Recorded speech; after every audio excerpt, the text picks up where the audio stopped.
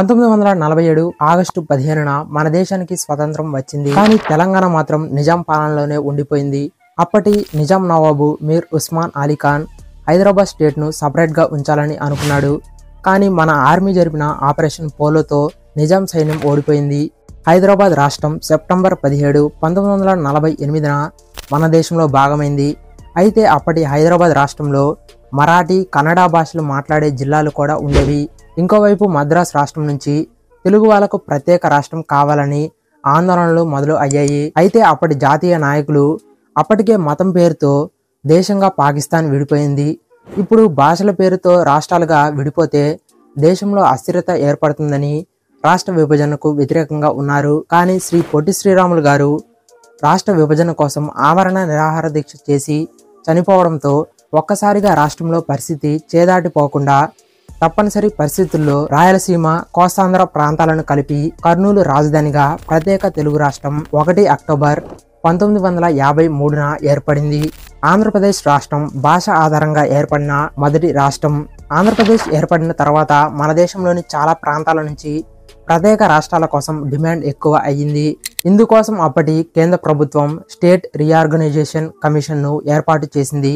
ఈ కమిషన్ హైదరాబాద్ స్టేట్లోని మరాఠీ భాష మాట్లాడే జిల్లాలను బాంబే స్టేట్లోకి, అలాగే కన్నడ మాట్లాడే జిల్లాలను మైసూర్ స్టేట్లోకి కలపాలని సలహా ఇచ్చింది. కానీ ఆ కమిషన్ హైదరాబాద్లోని తెలుగు మాట్లాడే ప్రాంతాలను ఆంధ్రాలో కలపడానికి వ్యతిరేకంగా రిపోర్ట్ ఇచ్చింది. దానికి కారణం కోస్టలాంధ్ర, రాయలసీమ ప్రాంతాలు బ్రిటిష్ వాళ్ళ కింద ఉండటం వల్ల వాళ్ళు బాగా చదువుకొని జాబ్స్ చేస్తున్నారు. అలాగే రైల్వే లైన్స్ కూడా వేయడం వల్ల వ్యాపారాలు చేసి బాగా ఆస్తులు సంపాదించారు. కానీ తెలంగాణ నిజాం పాలనలో ఉండడం వల్ల హైదరాబాద్ తప్పితే మిగతా ప్రాంతాలు అన్నీ డెవలప్మెంట్ లేకుండా లిటరసీ రేట్ కూడా చాలా తక్కువగా ఉండేది. దీంతో ఆంధ్ర ప్రజలు తెలంగాణను డామినేట్ చేస్తారు అని ఆ కమిషన్ అభిప్రాయపడింది. ఇంకోవైపు తెలంగాణ వాళ్ళు కూడా ఇదే అభిప్రాయంతో ఉన్నారు.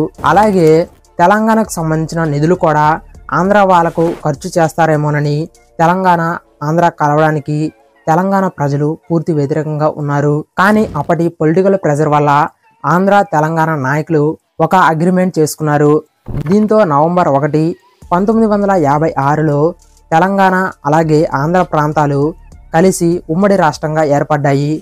ఆ అగ్రిమెంట్నే జెంటిల్మెన్ అగ్రిమెంట్ అంటారు. ఈ అగ్రిమెంట్లో తెలంగాణకు నీళ్లు, నిధులు, నియామకాల విషయాల్లో వివక్ష లేకుండా చూస్తామని, అలాగే లోకల్స్కు ఉద్యోగాలు ఇస్తాం